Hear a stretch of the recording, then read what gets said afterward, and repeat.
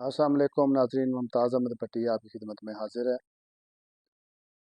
India میں انتہا پسند ہندو مذہبی جنونیت اور انتہا پسندی کی تمام حدیں پھلانگ چکے ہیں۔ بابری مسجد گرانا ہو اور اوپر رام مندر تعمیر کر کے اس کا افتتاح بھی کر دیا، اور نریندر مودی جو اس وقت وزیر اعظم ہے وہ ان انتہا پسند ہندوؤں کے سرپرست ہیں۔ اصل سرغنہ یہی ہے، جتنے بھی فسادات ہوئے ہیں مسلمانوں کے خلاف یا جتنی بھی اقلیتیں ہیں جیسے کرسچنز ہیں یا سکھ ہیں، اس کے ساروں کا جو سرغنہ یہی تھا۔ اس کے بعد اب اتر پردیش کے جو وزیر اعلیٰ ہیں یوگی آدتیہ ناتھ، یہ بھی اسی پیٹرن پہ چلے ہوئے ہیں، اور وہ جو مسلمان ہیں ان کے گھروں پر، ان کے مدرسوں پر، مساجد پر بلڈوزر چلانا اور ان کو مسمار کرنا اس کا مشغلہ بن چکا ہے۔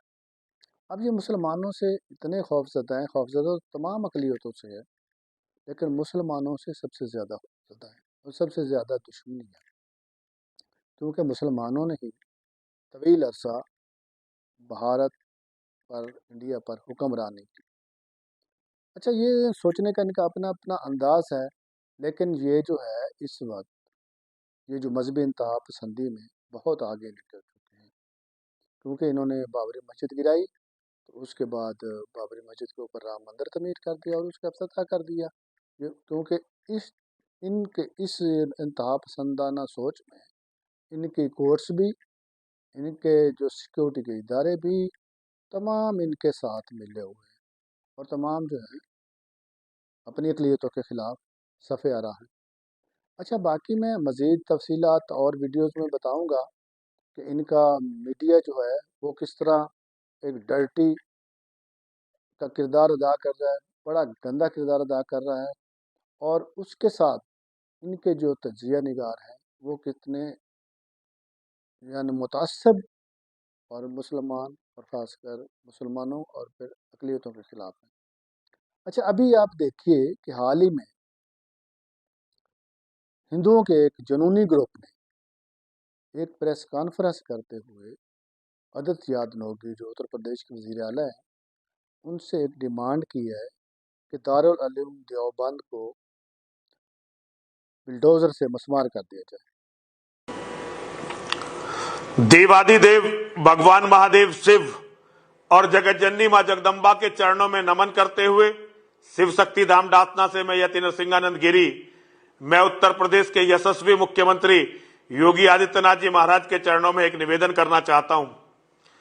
آج 22 فروری 2024 کو دارالعلوم دیوبند نے غزوہ ہند کی آدھیکارک گھوشنا اپنے ایک فتوے کے مادھیم سے کر دی ہے۔ کوئی اس کا ارتھ سمجھے یا نہ سمجھے، لیکن مہنت دگ وجے ناتھ جی کا پوتا چیلا جو آج مہنت دگ وجے ناتھ جی کی گدی پر آروڑ ہے، اس ویکتی کو تو اس گھوشنا کے ارتھ کو اچھی طرح سے سمجھنا چاہیے۔ آپ اتر پردیش کے مکھیہ منتری ہیں اور ہم سبھی چاہتے ہیں کہ آپ ایک دن بھارت کے پردھان منتری بنیں۔ میرا آپ سے انورودھ ہے، انہوں نے 100 کروڑ ہندوؤں کی ہتیا کا فتویٰ دیا ہے، اس کا ارتھ یہی ہے، شبد جال سے بھرمت نہ آپ خود ہو اور نہ ہی ہندوؤں کو بھرمت ہونے دیں، کیونکہ آپ ہندوؤں کی آشاؤں کے ایک ماتر کیندر بندو ہیں۔ اگر آپ بھی اور نیتاؤں کی طرح شبد جال سے ہندوؤں کو بھرمت کر کے خوش ہو جائیں گے تو یہ آپ کا اور ساری قوم کا دربھاگیہ ہے۔ میں آپ سے انورودھ کرنا چاہتا ہوں، آپ کا بلڈوزر اب دارالعلوم دیوبند تک پہنچنا چاہیے اور آتنکواد کے اس ویچارک کیندر کو جو پوری دنیا کو مٹانے کے لیے لڑ رہا ہے اور گھوشنا جس نے کر دی ہے 100 کروڑ ہندوؤں کے آدھیکارک قتل کی، ہماری بہن بیٹیوں کی منڈی لگانے کی، آپ کا بلڈوزر وہاں پہنچے اور دارالعلوم دیوبند کو دھوست کر کے دکھائیے۔ چھوٹے موٹے لوگوں پر بلڈوزر چلا کر کچھ نہیں ہونے والا ہے۔ آج ہی آپ کے بلڈوزر، میرا انورودھ ہے، دارالعلوم دیوبند کو دھوست کریے، اور میرا ہندوؤں سے انورودھ ہے अगर तुम्हारे ये नेता नहीं कर पाते इस काम को तो हिंदुओं तुम करो, वरना ये तुम्हारी नस्लों को नहीं छोड़ेंगे। हर हर महादेव, हर हर महादेव, हर हर महादेव। नाज़रीन, आपको बताता चलूँ कि दारुल उलूम देवबंद जो है ये 1866 में कायम हुआ।